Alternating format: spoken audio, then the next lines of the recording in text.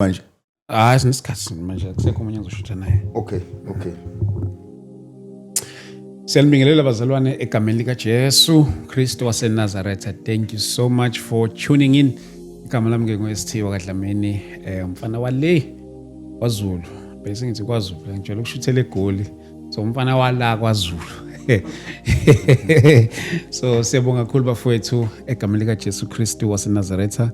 Sibonga uNkulunkulu ke ngaleli thuba uNkulunkulu asipha lona kuhlezi kuyintokozo. Masivala amehlo sibona umusa, sivula amehlo sibona umusa. Siyabonga kakhulu uNkulunkulu bafowethu engathi anganimisa nani lapho emakhaya. This is a Christian platform ke if umzalwane ula usendaweni eright kakhulu. This is the platform whereby sikhuluma ngezinto ezithinta ibandla, ezithinta abafundisi, ezithinta omama umfundisi, abazalwane, umphakathi njalo njalo.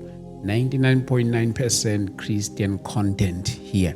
So siyabonga kakhulu ke bafowethu uNkulunkulu ke animise njalo lapho ukuthi njalo masuke sine something like simemezelayo, you always take your time because things like this takes money. Uyabo njengoba ngihlezi ngisho ngithi uthenga idatha awubukumahhala, uthenga idatha ukhokhela iWi-Fi njalo njalo. Siyabonga bafowethu egameni lika Jesu Kristu waseNazaretha. But before we start ke ngiyathanda ukuthi ke sicele enkosini ebese singena straight engxoxweni namhlanje.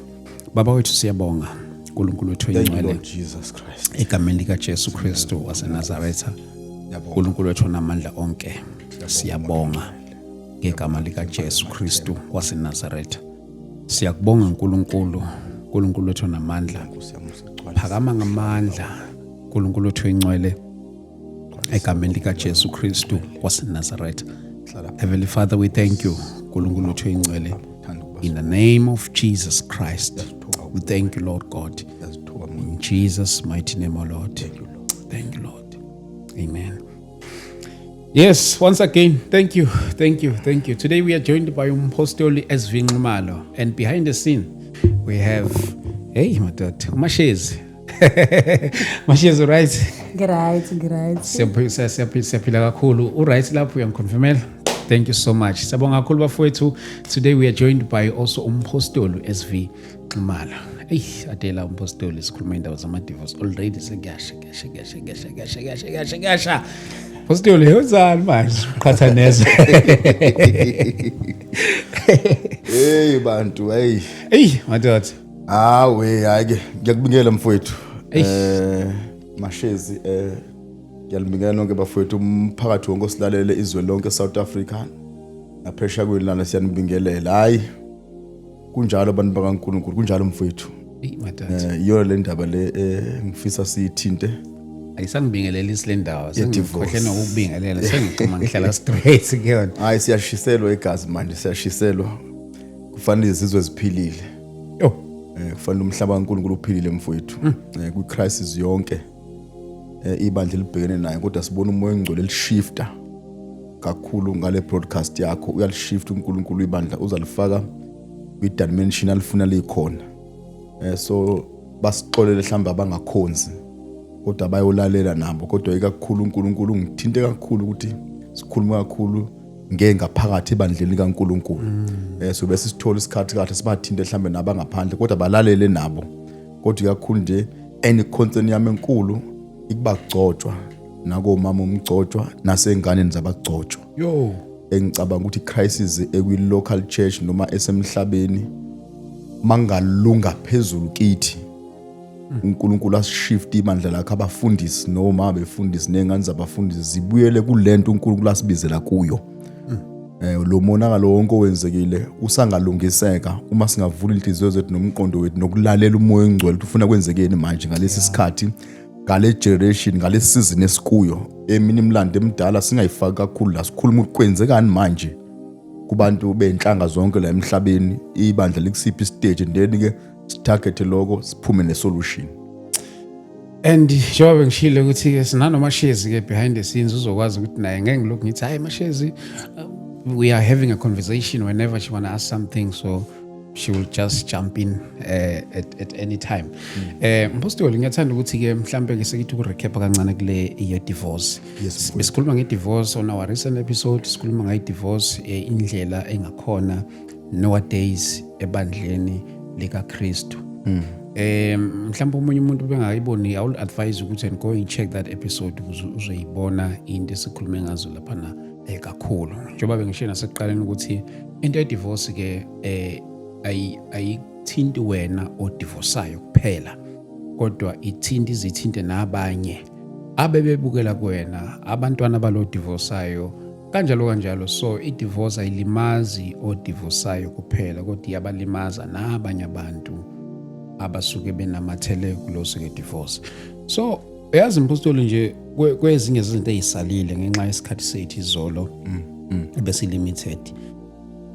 Mhlambe a general question, yini ebanga i-divorce? Mhlambe back in the years, mhlambe izinto ezazenzeka mhlambe ukhoza ama divorce lapha ayifani nezamanje. Mhlambe masikhulumela imanje ke into ekhoza i-divorce kakhulu yini? Ngiyazi ukuthi sizoya esihlokweni sethu namhlanje, ukhululeka wena lapha ekhaya. Izizathu zithanda ukuba ningana kwisikhathi esidala nesamanje, kodwa manje kuphuthuma kakhulu ngoba ama result worse kulesikhathi se generation yethu noma kule season esikuyona. Number 1, uma umuntu wesifazana eyoshada uyise nonina bemfundise ngemali ezinkulu evarsity, abana bayikhulula inhliziyo yabo uma indodakazi yabo iyoshada. Ithi phuma bacabanga zonke lezi kweletu bokusafanele ikhokhele mhlambe ifridge noma umbhede noma mhlambe yenze noma yini la ekhaya ukurefund abazali, indlela abantu abamnyama esingafundisekanga ngayo. Uma lengane ihamba bathola ukuthi kunokuxabana okuncane nendoda, benza sure ukuthi bayibiza ukuze izokhava lezi zinto yashinga zenzanga la. Yiko behluleka abantu abazali ukuthi bayilungise indaba yabantu abaxabanayo uma indodakazi besayifuna. Nakithi besilisa, uma wakho uzeka niwe ngayifuni le ntombazane, kuthi mangabe seyinentwana ezimbili ezintathu mhlawumbe uzireport ezini mhlawumbe abone uma wakho manje nihleli noma nixoxa ukuthi engathi abazwani lapho, uyasho uma wakho kokunathi ngangayivele ngayithandisisi le ntombazane. Afunze nosisi bakho nabafowenu nangale sayidini la lokhuzana la kuboka nkosikazi wakho nakhona kuyenzeka bafunzana ukuthi ayi sasivele singamthandi lomkhonyana. Ezinye zezizathu number 1. Number 2, ezinye izizathu ezenza abantu ba divorce ukuzwana kakhulu nabantu abaphuma emshadweni. Uqhubeka umgcine wena umngani wakho, umuntu ophuma emshadweni uma engahilile futhi engavuthiwe kwezikamoya nasempilweni, mawuhleli nayo ukhuluma into yokuhlushwa indoda akanayo ni solution akaje ukuphuma nawe. Nakithi besilisa mawuzona kakhulu nabantu abadivorce bakuphushela ukuthi sibe baningi kule crowd le yabantu abadivozile. Uzushiya umkakho wena noma ushiya indoda yakho ungazenzi, kanti labantu bakuphelezela ngebalihambe uhambo la kwa divorce nawe.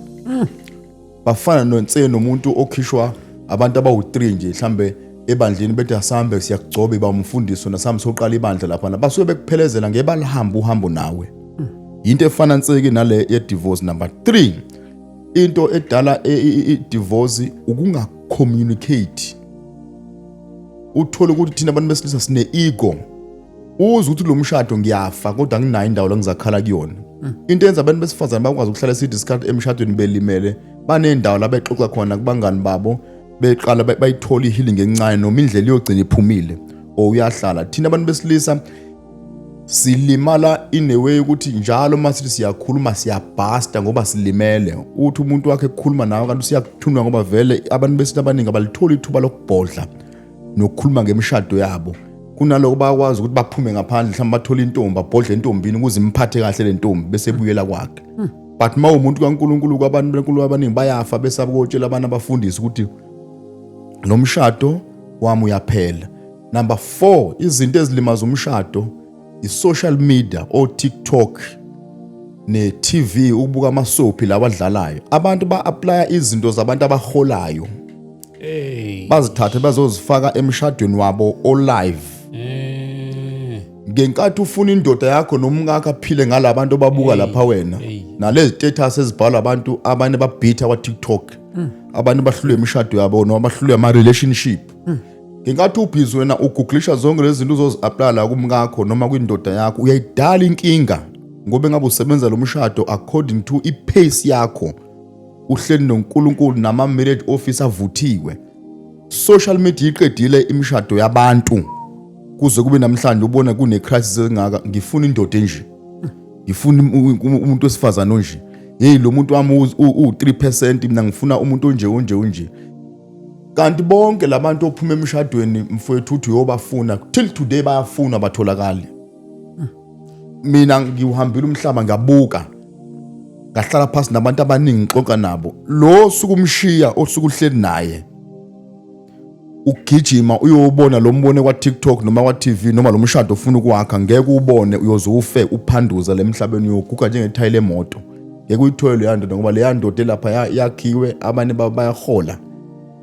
Abanye babo basuke benzela nje ukuphila nabo emhlabeni bese wena uzolimaza umuntu wakho ngalezi zinto lezi. Izinto engicabanga lezi eziwu4 nje zithanda ukuba ukhiye omkhulu. Ungayiyeki indaba communication yona best omkhulu. Abantu abacommunicate bavele bathule badube bakhulume nabantu ongesibona.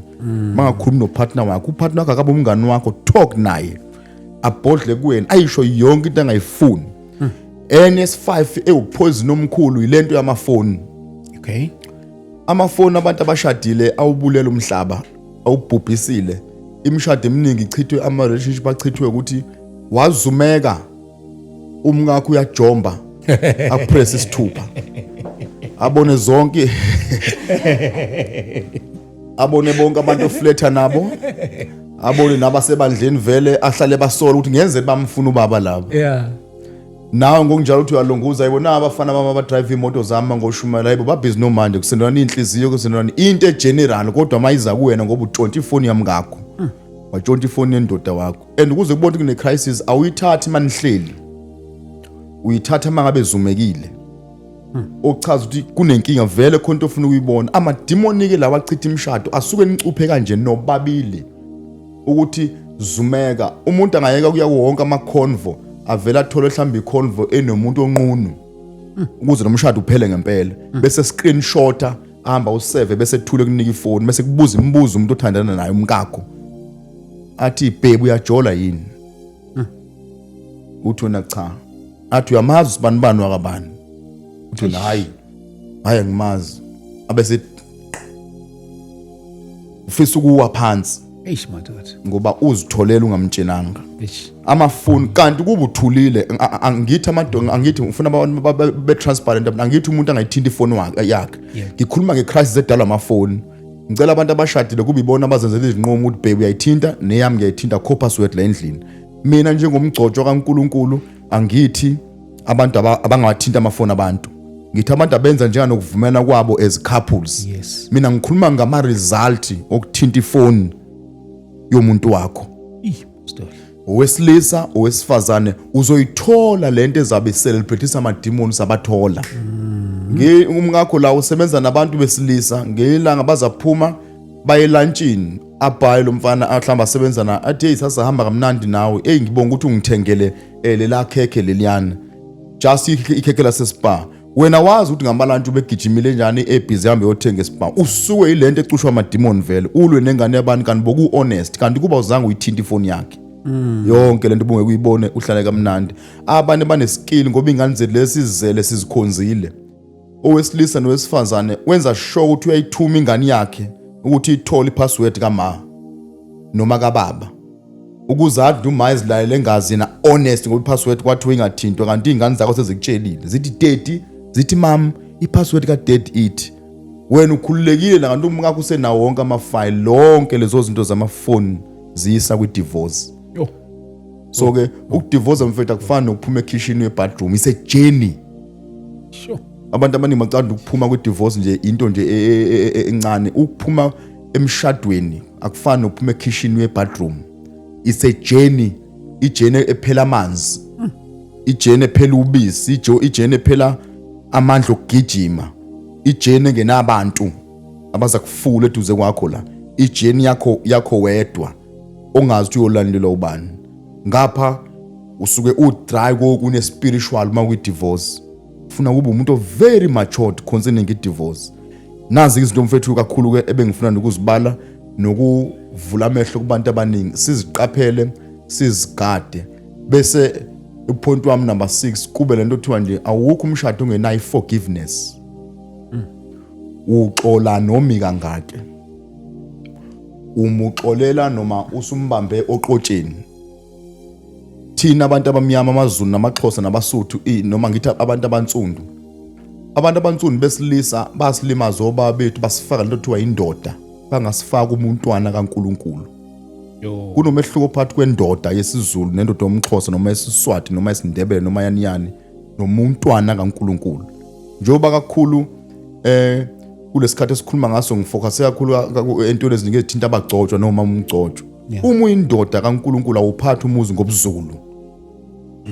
Ngokuthi mina ngumXhosa. Uphatha njengomntwana kaNkuluNkulu. General abantu besilisa bonke bathi mina mangambamba ngeke ngimxolele kodwa thina sibanjwa noma ka5. Ingane abantu ikubambe noma ka10 bese kubuza umbuzo uyoyilungisa kanjani lento ukuphinda ngikutrust. Bahlala emzini baze babe no30 years emshadweni. Kodwa abantu besilisa baxoli. Abantu besilisa baxoshela ukuthi uyashelwa. Baxoshela ukuthi ubukhishiwe use ndaweni yokudla nomuntu wesilisa akudivorce umuntu. Khosibona baxoli osho umntwana kaNkuluNkulu bungena ngegender kuthina bungeni ngokwempilo kaNkuluNkulu. Kwabesifazane fana umoya ongcwele abasize bahile. Abesilisa bafuna ukuhila ngapha bona bathi mhlanga mbamba nje. Kodwa laba abanjwa kakhulu baze abantu bathola izingane ngaphandle beshadile. Sibuye size la. Zibuye lo muntu wesifazane azu welcome axole. Athi indodana yami le, indodakazi yami le. Kodwa ingane yabantu yona mhla yenza iphuthe li1 iyapakishisa umthalo kuthiwe hamba nondindwa. Aphinde futhi umuntu ahambe etshela abantu wafeba lo. Ingane yabantu ihamba igcwele istigma. Isheshe ishone mhlawumbe no 40 years, 45 years. Ngeke ngikwazi ukusho lokho kodwa ngicela ukusho ngoba ngumuntu omdala emsebenzini kaNkulunkulu nokubona izinto. Into enze abafundisi abaningi noma befundisi bashone early after divorce bangophila u10 years after divorce. Ukuthi obushade naye igama lakho ulibulele. Bangenwe ama heart attacks, bangenwe depression, bangenwe izifo ezehlukene oshukela, worse party bagcine bezondwa emhlabeni ungakwazi wena ukuziphendulela. So abagcotshwa abaningi abashonile bashoniswe futhi yena into engicamanga izosilekelela kakhulu ukuthi abafundisi noma befundisi banale authority yokukhipha izinto emlonyeni yabo bese zenzeka. Uma bedivorce abakhuluma kabi abagcotshwa ngamakhosikazi abo bawaqalekise. Engathi angafa ngophumula mhlafa. Engathi lo nkosikazi wami angaphumelela empilweni. Ngenkathi umgcotshwa usho lawo mazwi usho kumuntu oke wahlala naye iminyaka ewu5 ekuthanda. Usho kwingane yabantu engenacala ekhishwe ezine zezizathu kuwe kwidivorce. Namakhosikazi ethu ngoba neauthority mayehamba ayalunguza emva athi lo mfundisi lo ngimfune u0. Kuze abantu bambonta akayena umfundisi futhi mina ngimmuke njengomfundisi ngoba bengikinya noma bengishaya. Ku-wrong ukuthi manje ehlukana bese niyakhesana. Okay. Ngoba ikhesi kufanele reverse umuntu onerank enkulu kunawe. Okay. Usho ukuthi umngakho mayehamba mubusise. Umenza umngani noma senehlukene noma umbonto uyazonda noma indoda kuyibonda ayikufuni. Wenze sure ukuthi ubudlelwane benu abuhlukani ngoba ngeke angazoyibeka kanjani lokuthi ninomthelela nani ngoba nani show phambi kwabantu ukuthi size sahlukaniswa ukufa. Bengekho labantu abakhipha emshadweni. Engekho lama divorce, engekho abangani bakho, bengekho nabafundisi. Abafundisi abaningi mabe ingane yabantu ishada bayithandela umuntu umfana wala ebandleni. Nabafana bayithandela amantombazane la ebandleni. Noma ingamshada la insizwe lemthanda. Ama divorce amana adalwe eChrist zenzeke in the church. In the church sikhethela abantu intombi wena ufanele nobani. Lengane nje ubinikela kahle kanje. Angifuni yezekwa kwelinye ibandla ngcono ikhonzile emandleni ngoba ngisazidinga izishumu zawo nezakho. Of which is good ukwakha ibandla nawe family. Kodwa abane ba divorce ukuthi ngathatha umuntu ngoba kuthi unemali ukuze aqhubeke nebandla. Imadoda. Nami ntombazana ngashada lo mfana ngoba uyena oculayo la ebandleni kanti akuyona indoda yami. Ezine zezinto ezenzekele crisis in the church. Into echitha imishado eminingi into eyitopic mhlambe nathi sosihambe emhlabeni kuleya minyaka yokuthi thina amabandla amaningi umuntu umpropose esontweni uhambe emission bese uyamthatha abomngakho ungamazi nokumazi. Yenye ke le eceni kayingiyeni manje nana. Sisodwa ayibona ngathi ngasogcina singangeyanga isihloko sesiqhubeka nale ndaba. Socela ngena lamasheza akazazi mhlawumbe awazi umbuzo onako lento no, ayisaza divorce. Bese ngabe khona. Iyangijova le divorce manje ufuna uthatha usuku lonke. hayi ngathi sethi usuku lonke serious. So ngiyabona nje umpostoli uyayimention indaba zezizathu zokuhlukana njalo njalo ezikhoza ama divorce. Ngiyamcoca. Kuzona zonke lezi zinto ozibalulayo ikhona indlela mhlawumbe yokuthi ke ngazi ukuthi mhlawumbe okunganqandwa ngazo ke lezi zinto. Ikhona mfowethu iway forward. Zinganqandeka lezi zinto noma kungelula ngoba igap between kubo bonke abantu abashadile esithi ngwelanguage mfowethu ngicela ukukhuluma khona nabafundisi. Yes. Bese ukuthi abangebona abefundisi ngicela balalele nabo. Yeah. Igap inkulu between abagcotshwa balesi sizukulwane sethu nabagcotshwa abasizali lenkosini. Imishado yabo ino 35 years yababona abantu ba celebrate 40 years. Ngapha thina sila ko 10 sila ko 15. Kodwa i-communication yethu igap inkulu. Ziningi izinto engabe bazithululile kithi. Kodwa isitha senze nje abaningi abagcotshwa abadala iminister ibaphathanga kahle. Kwase kuthi nesizalwe kamuva uNkulunkulu iministry yethu wayigijimisa sana ama mega church. Sanodumo abazali bethu abangalitholanga. Ngenkathi siduma inhliziyo zobaba zangana amathela kithi nathi futhi sahlehla kubo ngoba kukancane ukuthi khona sakufunda kubona ngoba sibabuka njengama failure. Umuzwa ngisho ummemeli ukuthi akawuniki umsebenzi wami lo ngaka udumo ngoba yena zanga zibone lezo zinto. Mayefika yena ehamba ngeCorolla mina ngihamba ngelatest yemoto inhliziyo yakhe ayithululi yonke into. Kwenza ukuthi noma umshado wami kwemfowethu kuhlupha ngingayi kuyohlana lo mama nobaba no 30 years emshadweni. 2 kunzima manje ukuthi singasizwa ubani ngoba awethu amakhosikazi sakhuluma kuhle ukuthi angayilinga yekumsebenzi. Kanti abangaphambi kwethu uma umfundisi weye kumsebenzi azohlala full time kwiministry. Badla amanzi nophuthu kodwa ewusizo ebandleni ngawo wonke amandla.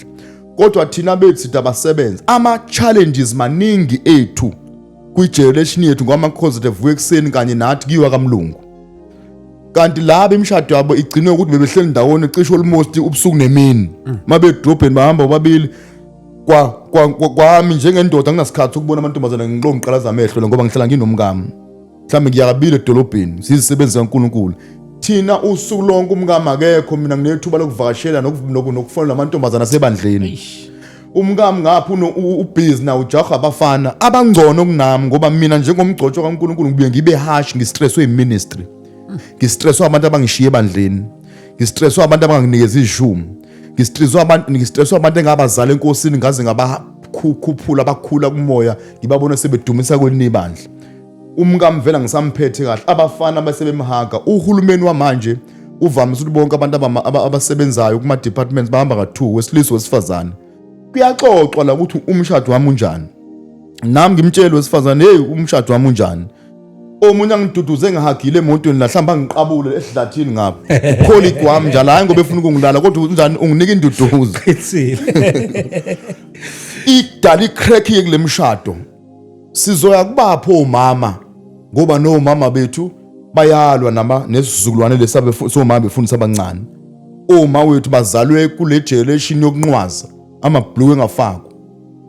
Omakoti bethu abawafaka abasifakela amabhlue bazifakela ama legging abanqwazi kune crisis. Umonakalo uzolungiswa yithi kwi generation yethu uma singenza uhlobo nobaba basemukele kuma couples.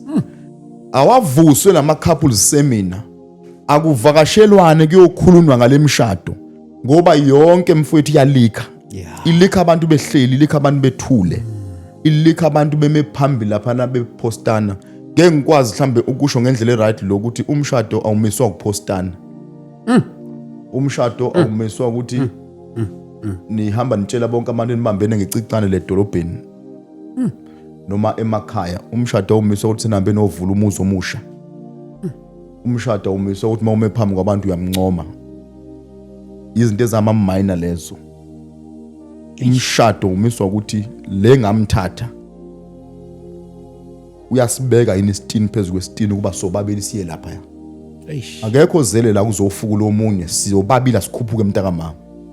Umshado kahlehle ulo muntu lesahlangana naye ikhona yini profit ayifaka to my destiny. Then asibambane ke baby sifocus ku destiny. Lokho kubukwa amanga ngoba bayakwazi ukuncoma indoda kanti ebusuku ade imshaya.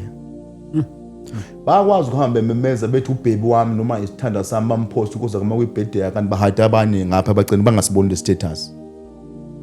Thando lwangempela ilo lokuba transparent and open bese umthanda umkakho umthanda unkosikazi wakho with a genuine heart bese okukhulu abagcotshwa bayivamise futhi into yokukhuleka ndawonye nomuntu athandana naye. Nkosikazi wakho nithandaza ndawonye, nkosikazi wakho nixoxa naye ndawonye, nkosikazi wakho makayazi ivision yakho yebandla, ayazi ivision yakho njengendoda. Nawe ngenkathi nithandana tadishanani nize niyofa ukuthi yini uNkulunkulu angilethela kulomuntu kaNkulunkulu. Uyidige as a woman. Daily by day uyidige uzutshela umhlaba kwela komoya nanombane ukuthi now I know my husband. Semuntu indoda asimusa ukuthatha ingane zabantu sizogcinga ngepulpit, sogcinga ukuthi sizoprofeta ofisha into yepulpit, so ichaza masikhuluma ngecalling indaba yepulpit ukuthi ibandla nempilo ayiranwa yipreaching. Ipreaching walanda ngisho ingane encane na 8 years ishumayele siwe phansi. Sure. Then the church ranwa ngokushumayela. Amakhosi as 8 thina siwadudula kwiministry kodwa siwabulala kubeni ama wives. Amakhosi abefundisi wonke awupopaye awujukebox sokuthi ngizokupressa la ukuzobusisa ibandla kanti emumva umkamfundisi ufile. Ufe akanendalo ezakhona mehamba eomama kubadala laba ethi uyokhala. Omama abadala bazazi zonke lezi inhlupho ngoba bayeke imisebenzi bona thina sikamlungu sibhizi umqondo ubhizi neministry busy. Ngolosiqibelo ufuna ukorganize inkonzo zomama while umqondo wami ubhizi kunezingane le ndlini. Le ndoda futhi is busy ya invite emhlabeni. Ayikho ekhaya. Ngizoba kanjani umama? Ngizoba kanjani umkamfundisi uncetsela abantu abaningi kangaka? Ngizoba kanjani unkosikazi wendoda? Lonke lokubhena ngizokwenza kanjani umsebenzi wami ugcwele ku laptop? Crowded ingane zabantu. Ngapha sibhekene neministry.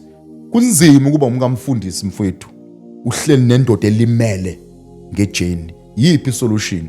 Sicela abaphilo baba abadala nomama abadala mhlaba wonke ke bazositakula la emumva. Sine crisis enkulu. Basidedela nemishado. Basibukela. Ngapha siyababona becelebrate behlele kamnandi. Singabhala ngisho ngabe incwadi.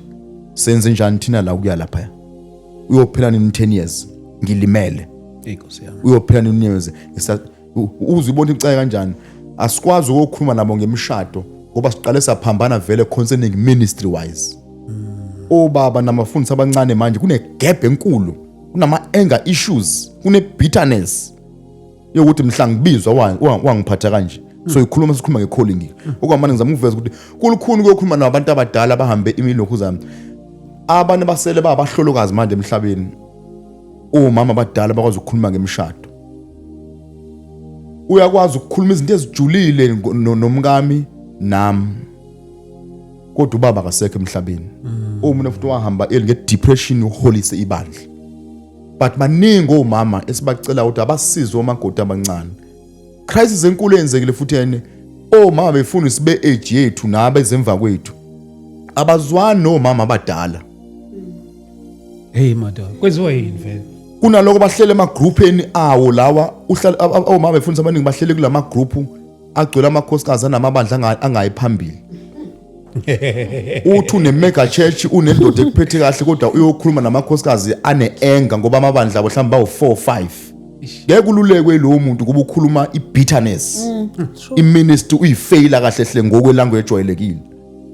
Anidonse nonke nina amakhosikazi angabi nini manikeza ukuphila. Kungcono ungangeni lama group uze umshado wakho uphile.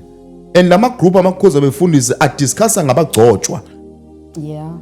Ngoba alimele futhi hayi udiscuss into ezamanga, discuss izinto eziyiqinisa swele umama abadala bazabadonsela eceleni ukuthi njengalokhu umkanciko nazi into ezilindelekile kuwena, indoda inje noma igcotshiwe inje manje kune gap balulekana bodwa, yiko mabebuye ezindlini bonke baduma idivorce, baduma ukuthatha amafoni amadoda, bakhetha ukulala kulela kamela, indoda ilele ngapha le kamelo, bakhetha ukuthi mabeza Sunday bangakhuluma iziphuma inkonzo, badanse makusakhonza abazalwane, mase kusuma wena as umfundisi waleli bandla aswitch off men engane vela donsi ibela incelisa ubuka ukuze lento ishumayelwe nabantu babonda yikho kube niyamazi ukuthi akasomgcotshwa lo.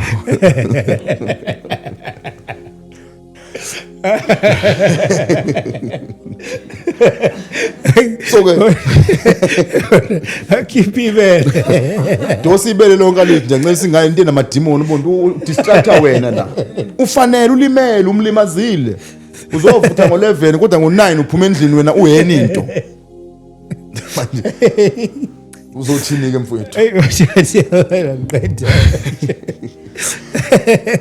ay kunjalo nje apostoli apostoli uDiye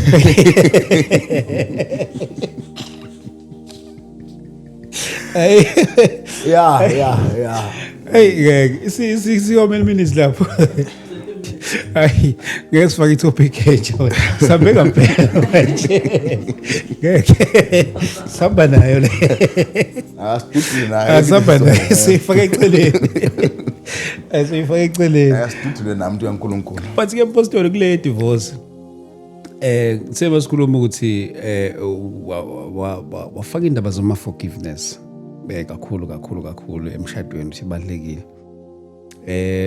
but ngifuna ukuchecka la ngiphumile emshadweni ngayolala ngaphandle ngagcina sengithola umntwana, ngabe umkama kanalo nilungelo lokuthi angangidivorce okanye yena uphumile wagcina seba nomntwana ngaphandle abanginalo nilungelo lokuthi ngamdivorce?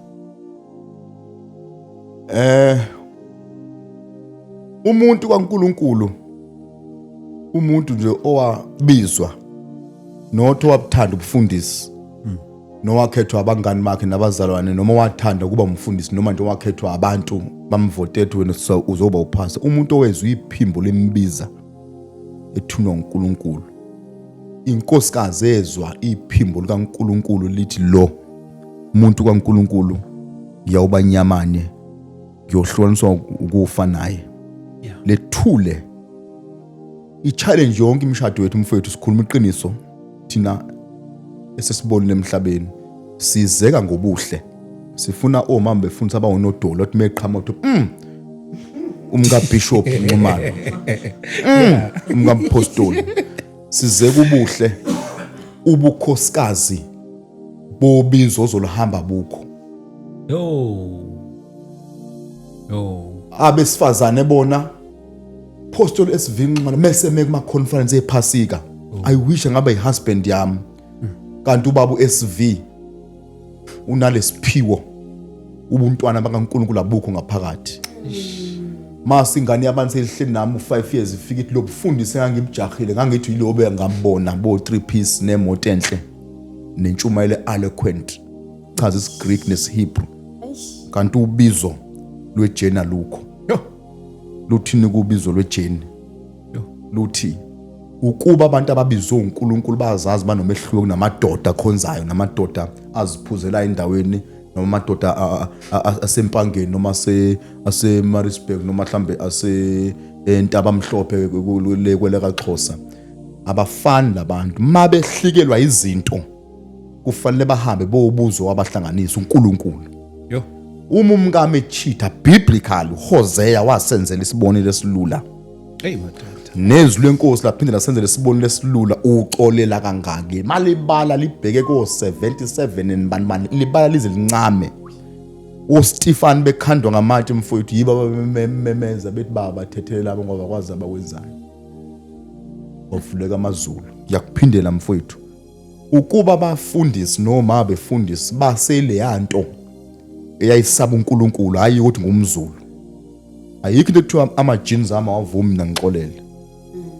Hey madoda, Ayikho leyo nto, into yabantu abamnyama leyo nto ukuthi angixoleli mina. Masila sabantwana bakaNkulunkulu akakwazi umkami ukulanda ingane yami azahamba uyihlawulela noma wena uyihlawulela uzuyilethe egcekeni ayithande babenzeni abantu besifazane ukuba thina singafani nabo hey madoda nathi ngeke bakumukela abantu abaningi la kodwa ngoba ngumuntu owaziwa kakhulu mina ngine reference engeke ngwamention amagama abafundisi abadala abanye basaphila abanye sebeshonile ngoba original nam from FM ngineminyaka 1982 November 20 ngazalwa eFaith Mission ngizazi zonke izinto ezinhle nezinkulu ezenziwa uNkulunkulu ngizazi zonke nezibhlungu ezenzeka obizweni nginabafundisi mina namhlanje abasekhona abakhulisa izingane ongezona nabo zabo abaxolela amakhosikazi kodwa bangaya kwipublic ukuba expose yes content ngayifunda lapha kulaba babanje la kunamakhosikazi amaningi uma befundisa abadala abalanda izingane bayinamathela kwangathi ingane yakanxuma lizohlala ekhaya kanti ngwalapha ngempela bazikhulisa lengane kwanokuthula ngoba ukube basho ibandla lalizohlakazeka ngoba amakholwa lawa asontayo amaningi nje abantu abamuka namanzi abakwazi ukuhlala umgxotshe lingwa ethola isiphambano kunaloko ba edezabo akhuphuka intaba bamdonse abefundisa abadala laba abasaba uNkulunkulu bebehamba ama fasting ngo21 days bengekho egcekeni oma befundisa abantu ababuthakathaka belalwa ngeke uyisho lento uma ungekho matured kodwa ngoba sakhe isizwe manje asingafihlwe ezinezezinto kube ngathi lesizulu lesethi west nabadala bethu ngeke ukholwe ukuthi bebehola abafelokazi abaningi emabandleni abo amakhosikazi abafundisa abaningi abadala ebuthakathaka concerning inkonzo yaseKamerini abane bebekhokhoba benogcobo olukhulu beduduza labafelokazi ukuze labafelokazi bangaqomi ngaphandle kodwa igap yethu nabafundisa abadala abancane siyitholanga ukuxoxa lezi imfihlo ngiyakuphindela futhi ngithi mina mfowethu umuntu obizwe uNkulunkulu umngakhe makwenzeke yangaphandle lalo akamxolele umuntu uma sakhathina ilegacy yokukholwa othi ngenze khona umhlaba wonke uzozizwa kahle mfowethu umfundisi uDlamini do know ukuthi uma unentombi uzothiwa ithandana nomfana omjitha wangakini uyayilala uma uyikhumbula yazi uyaqhubeka uhambe uyolala nayo kodwa kumngakho ba selfish kodwa kusala nala intombini uyayiphinda phinda wona khona so uyazi ilala wosibanibani kodwa ulala nayo ungafaki nje icondom uphinde ulethe ukugula kumngakho kodwa amakhosikazi abagcotshwa athwele ijoka in fact abantu besifazana mhlawumbe bathwele ijoka ngoba thina sikhuluma ukuthi kunengane asikakhulumi ngokuthi umuntu wesifazane omkamfundisi indoda yakho uyibambe kuze kubika 4 kodwa Sunday yoshumayela wethathe yoshumayela kodwa uyibambe ngqo ukuthi ibilele izibhale ku WhatsApp sasalala kamnandi intombazane yebandla ilale indoda kaNkulunkulu ilale nentombazane ephatha isikhwama sakho mama mfundise iPA yakhe ilale naye continue wena in this church as umkamfundisi being calm ufa kodwa make wenza iphutha wena ukuthi sizwile nomfazana kuthiwa pack your bags and ngikhuluma ngamakhosi befundisi na kwi life benzeni abantu besifazana emhlabeni ukuba kuthiwe bona baxolelo yema status ile WhatsApp lokho mina ngisho mfethu from phakathi enhlizweni yami ukuthi kusizini esikuyo uNkulunkulu akasikhumbule umuntu kaNkulunkulu akasikhumbule yonke indlela ubungena umntwana kaNkulunkulu ubungene bungabi negender uma ingane yabantu ihambe yokukhali yola ibuka izinto itshela namantombazana ethi ye wena mama mfuna isindini le ndoda nathi lala nathi iqhubeka ingane abantu ubamba umusi ize bathukelani mase be divorce bengazange balashwe kulento ababhekene nazo yiko kuyingozi futhi kubantu abadivorceile mfowethu ukuthi bajaha ukukhuluma kanti abahilile noma ekhuluma uyamuzwa ukuthi udestroy indoda, udestroy ingane, udestroy abangani bomuntu wakhe. Owesilisa nowesifazane yawaphinda lamazwi izolo siwathintile futhi noma during that time siwathintile lamazwi. Akekho ofana ukudicela omunye phansi la. Yeah. Akekho ofana ukulimaza omunye igama lakhe emhlabeni. Uma ingane yabantu sengiyibambe kathathu ngingabatsheli ngisho abasekhaya ngize ngife.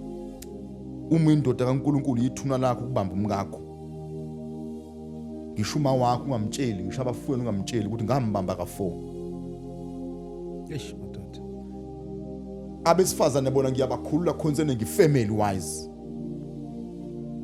Abesifazane mfowethu concerning le issue ngishoyo banga reporter bona kubantu abamatured befamily like uma wakho kuzalayo. Ma sibani bani umgcotsho kaNkulunkulu kodwa uyangichithela.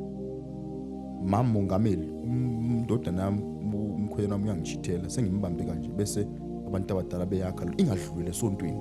Okay. Ngoba umkamfundisi makatshela amalungu ebandla ayakhumuka ekuthembeni wena mgcotsho bese bephuma ebandleni. Usho umngakho angalimaza ibhizinisi elondlingani zakhe.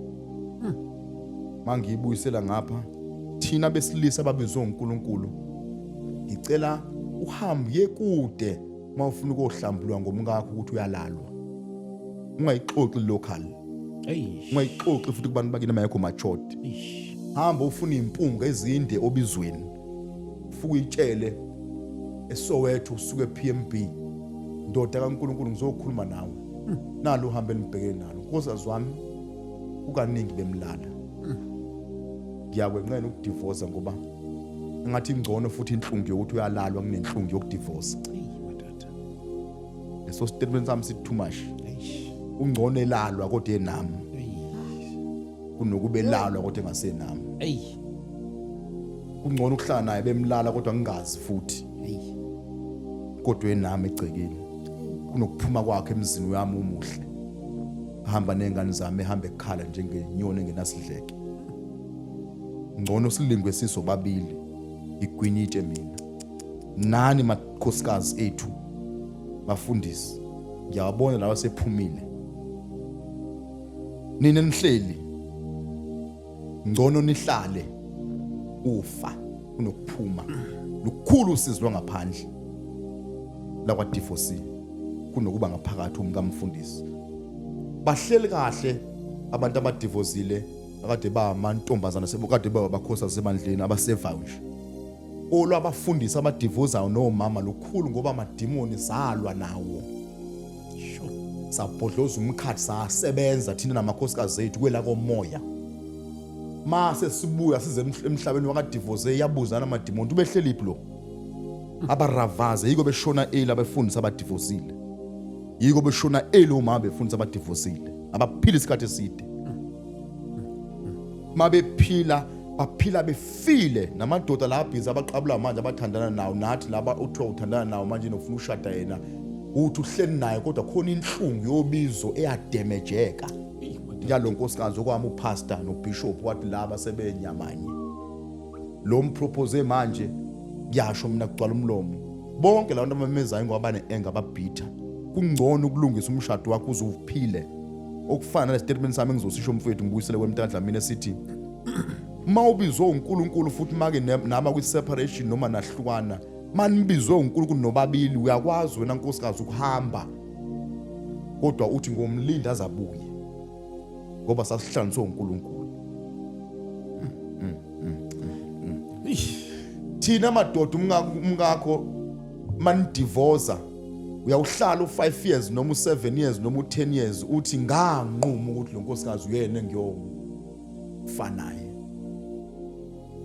Kodwa ngoba ubuntwana bukaNkulunkulu baphela kudala emhlabeni sokugcwele abantu abama gimmicks akusafani nokuthinta umoya ongcwele nokusaba uNkulunkulu. Uthi umkakhe ephuma uvele kade wamlinda ukuthi uhamba nini lo ukuze kungene lo mntwana muhle njalo ngoba ihlukene ukujola nomuntu kwehlukene nokushada. Ukujola nokuba ku relationship ungafanga iring walotsholwanga akunama challenges akunama commitment. Mhlana avumela uhamba olobolo uyombona lobuthi ungcono nomkakho ukuthi engathi uyena owes. Yinhle intombi usathandana naye umkakhe ekhona. Kwasuka umkakho wazofaka lo. Lukhulu usizi labantu abashado kwesibili nokwesithathu noma ngaqaba manga. Ngikhuluma ku generation yethu ngoba imishado eminingi ayichithwanga amademon chithwe isitha.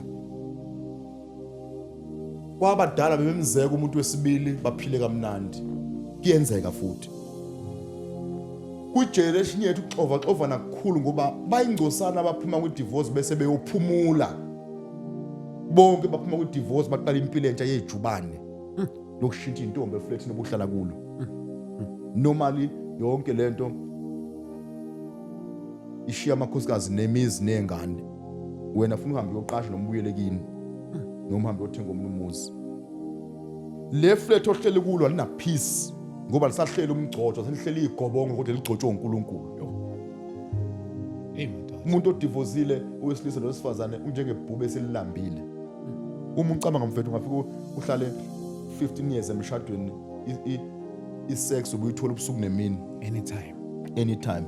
Manje uzoqala ekubeni insizwa lezi esasigcinwe zona sikhula inkonzweni uzoqala manje na uqeda unyaka uhlala wedwa endlini uqale phasi uziayinele uqale phasi uziwashele noma mhlawumbe uye ema-dry clean uqale phasi uziphekele uphila ama-takeaways u-age yakho khona umuntu ongekho le endlini khona amazwi ashiwo abafundi bakaJesu ezwini lenkosi ayebakhalisa nginawo wonke babengakhaliswa uJesu ukuthi nangu nama-miracles zakhe noma ushayiwe into yabakhalisa kakhulu kumbona esuka empilweni zabo ekhuphuka ezethu uJesu ngenishini othi nginishiya nomduduzo umoya ingcwele babekhaliswa kumbona ehamba soba yinansi umbrella isuka into enzima la ukuphuma komkakho nezingane nokuphuma kwakho wonke umuntu leso sihla savini kuzosiphuza noma uyathanda yiko bonke bedestroy abantu mabekhuluma emlomeni is because bahlule ukuthi kungcono nowakhe lo mshado mana bagcotshwa uzuvudwe xole lanani ningatsheni umuntu nize nife manisakholwa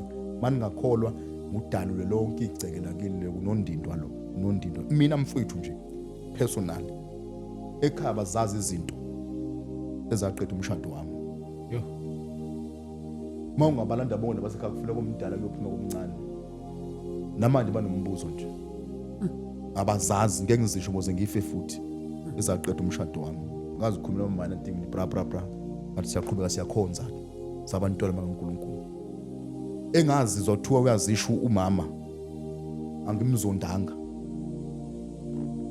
ngoba ngivuthiwe ukulimala kwijeni ehleli nomuntu onjengami kaNkulunkulu ingane yabantu okune yayideserve ukuhamba futhi yayideserve ukuthi ihambe ifuna ukusho ukuze uyomukela kahle emhlabeni wakadivorce kodwa kuze kube namhlanje lapha ekhona ubuhleli nabantu abami ngihlala ngimfisela okuhle kodwa futhi ngiyambona ngiyamvakashela futhi sikhulume naye mhlamba uphela inyanga singakhuluma efoni sikhuluma noma kangaki nalo yofika ngohlala ngibatshela abantu ngeke amedlule umama mina obonkosikazi wami ngeke amedlule noyofika kubo bonke yiko thina sesimatured nehlala noNkulunkulu ngeke mina ngihlohlwa abantu bethi ufuna ngizeke ucream umuntu ngoba sibabonile ocream thina emhlabeni wonke becula kodwa bengebona amakhosikazi madod sibabonile ocream thina behamba ama conference amakhulu kanti babhukhe namadoda iChrist esinayo emhlabeni ukuthi labantu abazozeka bazazeka obani uNkulunkulu baningi asabagcina kodwa baningi futhi abamoshayo baningi abantu besilisa namhlanje abadestroy ingane zabantu emhlabeni bese bafuna ocream bezobafaka ukufa nenzondo bengazange baziphathe kahle kwijeni yakuphindela mina kugcwele umhlaba wonke ungilalele ngeke ngilicekele phasi igama lo muntu wami esahlukana naye ngoba uhleli nabantu abami futhi uhambo lwashisa futhi nginesiqiniseko ukuthi wami umshado mina ukhishwanga i-cheating nalezi zinto ebengizibala imindeni nani owami umshado mina 100% wahlangana umkhathi wazowudestroya mina wami udiskwasanga u2 weeks owami waba u3 days 1 2 3 saqonda phakathi emaphepheni safesa wasayina kwaphela kanjalo umshado wa full 16 years emshadweni so njengoba ngikhuluma uNkulunkulu ethi angilapha umhlaba siyami mina angihemi nje uNkulunkulu uthi ohlele emshadweni mfowethu obizwe uNkulunkulu akamxolele umkakhe ngoba likhulu usizi la ngaphandle. Amadoda kaNkulunkulu lawa ane-ego abizwe uNkulunkulu umkakhe ekucela ehlala phansi nikhulume zithoba ubuyele ni-discuss ngempela ngoba la uyakhona ushiya umkakho nezingane. Ukhulu usizo obhekana nalo. Yonke imishado ayilungiswe. Yonke imishado ayingabhidliki. Hayi abafundisi kuphela. Hayi futhi umshado abantu asebefaka ama-ring nelilobolanayo nakuba ama-relationship aba kwi-process yokushadana. Sebenzani manje ukuze ningabi ne-crisis lapha kuma-ring. Mavumi kulomhlaba ukuthi umuntu obuthandana naye. Sinje abanye bethu bashiya oma wengane. Bazeka amantombazana asesontweni. Yiwo lawa ahambile emshadweni amanye. Walahla uma wengane kanti kwakumfazi wakho. Walahla ubaba wengane kanti kwakuyindoda yakho. Crisis esibhekene nayo kulomhlaba. Izinto ziphambene. Kodwa nami lithi nje lami ungamcekeli phansi your husband ex, ungamcekeli phansi uma ubizwe uNkulunkulu ube nokuthula futhi ukuvumela ukuhamba begcwele abantu umuntu ohlukene naye akubulale khona. Hamba bonke begcwele emcimbini ufike ufaye phasi ikhanda awukwelethi umuntu kulomhlaba ukuze explain nanga umkakho ethi wena wawumkinya noma wamkhomba ngesibhamu noma wamshawuza umpress ngedolo. Nanga umkakho ethi wena wawulala naye embhedeni namantombazana. Nansi indoda yakho ithi wena yakubamba kaningi ulelo abafana. Ngiyangizwa ngithini umcoco umhlaba wonke ulalele. Noma ninezinto eziphathekayo manje sabantwana bakaNkulunkulu. Ngiyabona masena abantu nje mayihamba nalo hayi ke destroyana ngoba yona inhloso enkulu vele ukudestroyana. Mina ngikhuluma ngabantu abahamba umnyango kaNkulunkulu wezwi kaNkulunkulu wathi nje lokho okuhlanganiswa uJehova angahlukaniswa umuntu. Abagcotha bathi angangena umuntu wesithathu kubantu abashadileyo. Lo muntu wakuthatha kugcwele abantu ufaka igown wow queen uwokho ubanje ubaba wakho kanje ngesandla eyokuhand over kwindoda yakaZuma noma yakaMkhize noma yakaDlamini kwashaya izandla uQueen. Mase uhamba lomshado lishisa khumbula nawe esifazana ngaye ngahlonishwa abantu ngempethu umqhele. Nawe silisa lengane yalethwa kuwe uyiphathe kahle. Asingabahlumezi abantu besifazana kule mshado sigcotshiwe. Asingathanda kakhulu ingane namantombazana asemabandleni anengcebe yonke amakhosikazi ethu uthando lwethu engalazi. Na local church mina kwangathi kushoniwe ebandleni ligcwele lithempu. Kufanele ngili-address. Ngangabize indoda izolo-address ngasukuma ngedwa. Ngathi bataba mnonke kusula kwabadala kuyophuma ngabancane ubaba uzonirepotela umama mfundisi uhambile. Namaphepha sesiwasayinile. Divorce ngeliphinde nimbone. Simeni ngesinyango ngifisela kuhle nabantu abami. Zathi phopho inyembezi kumina. Kwakuphuzwa abantu amanzi kanje bewaphuza lebekhinqika bethi baba awukho umshado owami umshado mina ubuphila wami umshado angisha manga wami umshado mina ubuclean uphila umnandi unokuthula but inhlupho zobizo nenhlupho ebeziqondene nami zawuphazamisa. Mina ngisho umhlaba wonke ugcwele eyabantu ingane ehleli nabantu abama inalo icala. Concerning divorce uhambo lobizo mina ngikho normal uvela ukuhlala nami naye as a woman kwakunzima concerning izinto uNkulunkulu azenza nezinto azikhuluma nezinto engifuna futhi ukuzibona. Okunye siyahluleka ukubalansisa mase sinogcobo olukhulu. Siyakhulula futhi ukumkhulisa mina wami umama ebandleni obekhula kwangidlula ngokogcobo waqhuma wathi ngimkhulisa with no pressure. Sunday mina bengimena kakhulu asala liphatha imandla ngathi liphethwe umina with no error gcwele lithempu umngani nawo wonke amantombazane sahla phezulu esitha saliqhoboza liqede imali liyavuka manje kodwa livuka emva kwenyembezi. Ngiyabakhuthaza abagcotshwa bonke umhlaba wonke noma befundisi kuxolelwane communicate angaphuma umuntu emshadweni kungcono ukufela ngaphakathi kunokufela ngaphandle. Kwase bephumile kulungile sobabeke emkhulekweni kodwa kulabo bonke abagcotshwa bangavuma ukuthatha kancane labo umshado ngoba nansi into malithi iBhayibheli lami uyisibusiso esivela kuNkulunkulu umshado manivuma kalula uthi nani ndilimaza isibusiso baba uDlamini umhlaba wonke malithi izwi lenkosi sinyamane injele nababa uDlamini yabona masinyamane mathina as all partners sivuma ukwehlukana suke sixebula into eyahlanganiswa uNkulunkulu ngeke ungasali namasikazi ngeke ngasali namasikazi not amasikazi nje ubuhlungu ongaphezulu kobuhlungu yiko singaphila isikhathi eside abantu abadivorceile they die so early ba admitwe ezibhedlela abanye aba admitwe ngezifo zokhenza nani psychologically bagula depression bona ama status abo sebephile impilo yamanga yokuthi noma ngadivorce ngiboneni mawuhleli nawe emsebenzini nomuntu yakho normal hleli nawe ifamily yakho normal yakulimaza lento ukuhlala nezingane lento futhi ayithi ngoba ngiyamzonda lento ngiyamzonda amanga kaSathane lo muntu uke wawubaba wengane zakho ukuthi wakushane nge-first honeymoon kodwa uhlale naye iminyaka emihlanu ubekezele ingcono indoda ekufaka iringi nendoda yangaphandle engazi kufaka iringi ababekezele bonke abantu abashadileyo baphathe kahle imishado yabo uNkulunkulu uyawuthanda umshado sicela nathi thina sonke siwuthande siwuhloniphe uyisibuso esivela kuNkulunkulu hey semina straight hey semina straight le mashezi khona Ufuna ukubuza la ukuthi ukho konke lokho kushoyo divorce is not an option. 100%. Divorce is not an option.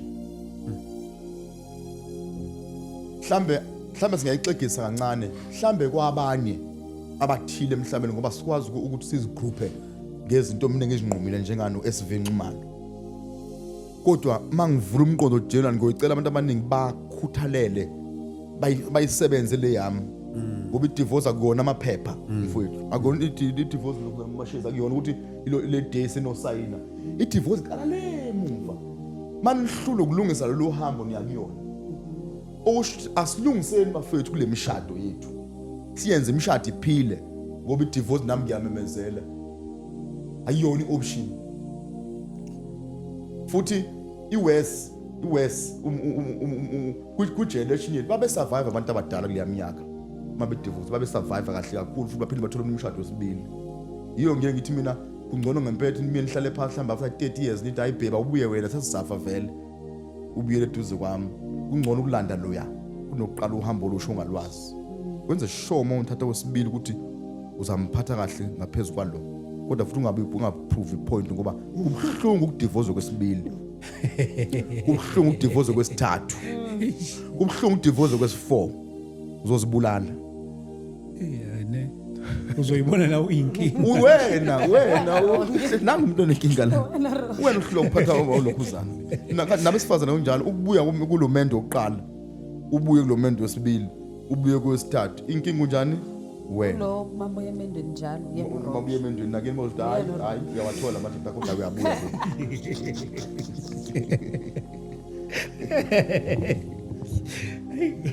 sesingana lapho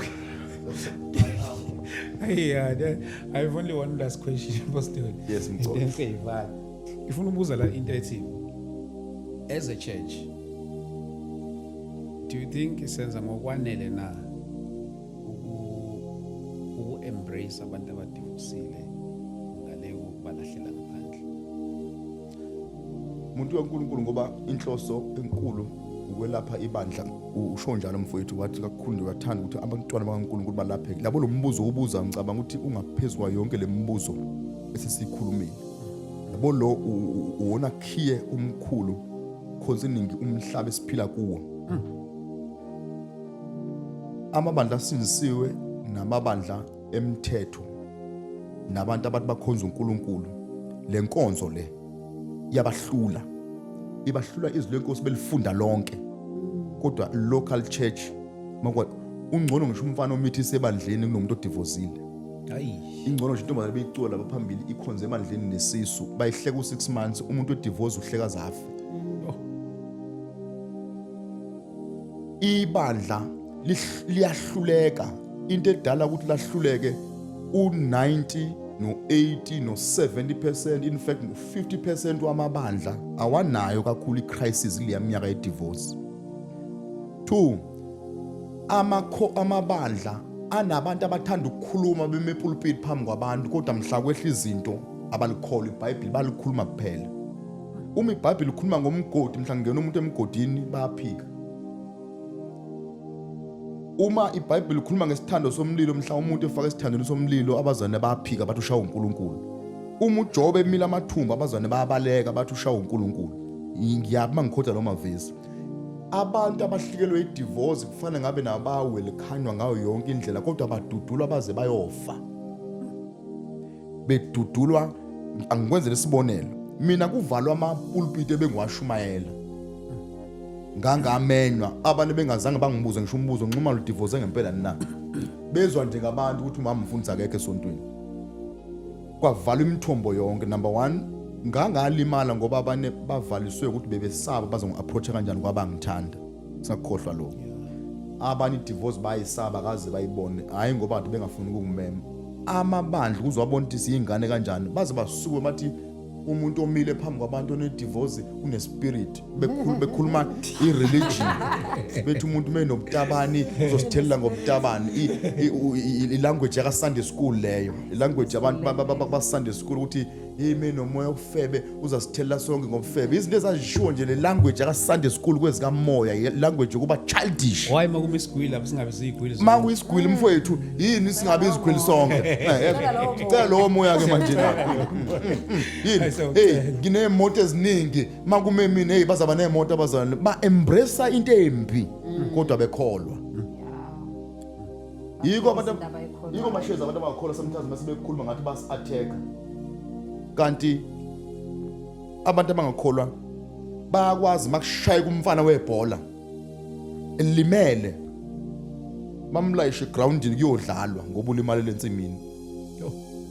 Balindizwe lakhe lithi hey if umuntu ephasa kanje ibhola ungazicommit ubuzokunemba amaqakala bese ulimala iqakala khona ilimele uyaqhubeka coach thina kwalimala umuntu kaNkuluNkulu bamkhipha ngenyawo ngakhohlwa njalo amabandla indlela ayiphatha abhlungu ayidivorce isuku inezingane zethu engingazopholisa obani emhlabeni ezihamba noma wazo nobaba wazo zilost ukuthi manje kuhlukaniswe yini nobaba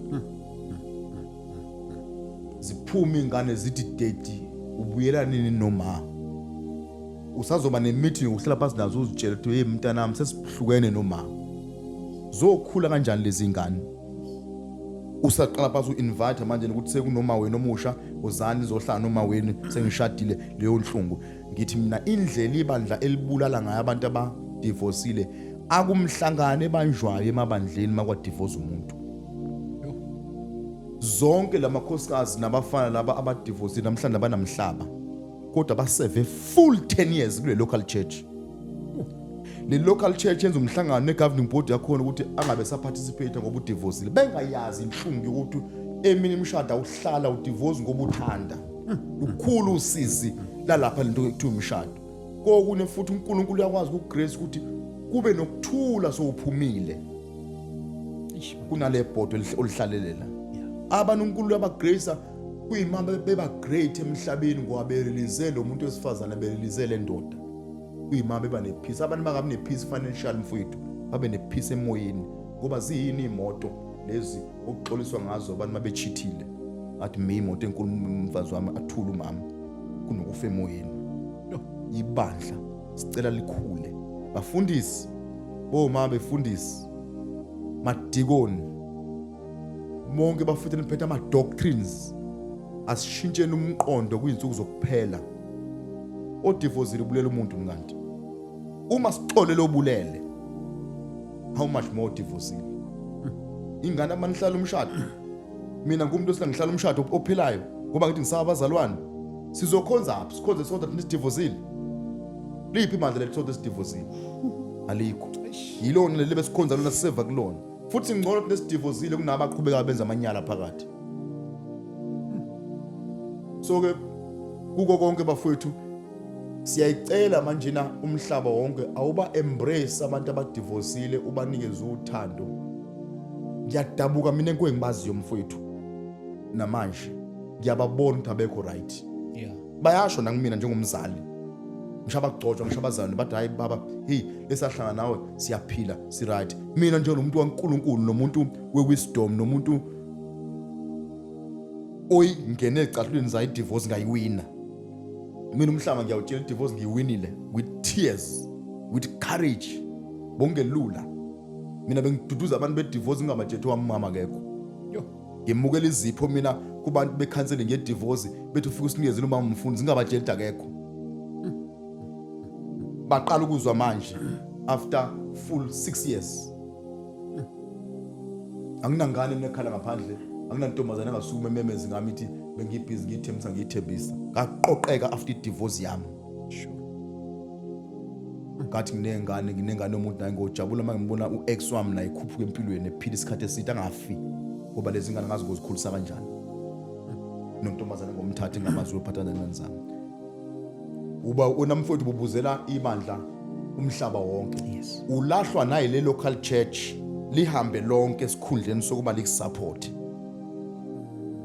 likushiye ufile ushwe abakade bemaphambili kugcwele bethi ngeke sihambe thina baba soma nawe thina baba livumbuka lonke lithi asikwazi ukukhonza kumfundisi odivorce awubulele umuntu awenzile lutho bathi abakhonzi nomfundisi odivorce bafuna ukukhonza kumfundisi ungazange divorce nabe fundi baba welcome angikho kakhulu leyo ushiywa obakhonzisayo ngathi be drive imoto zakho okade ba ordain bathi asikhonze bandle lomuntu odivorceile liphile lizulu leli elishunela kule Bible lide lingaka ilona zulu loxolo leli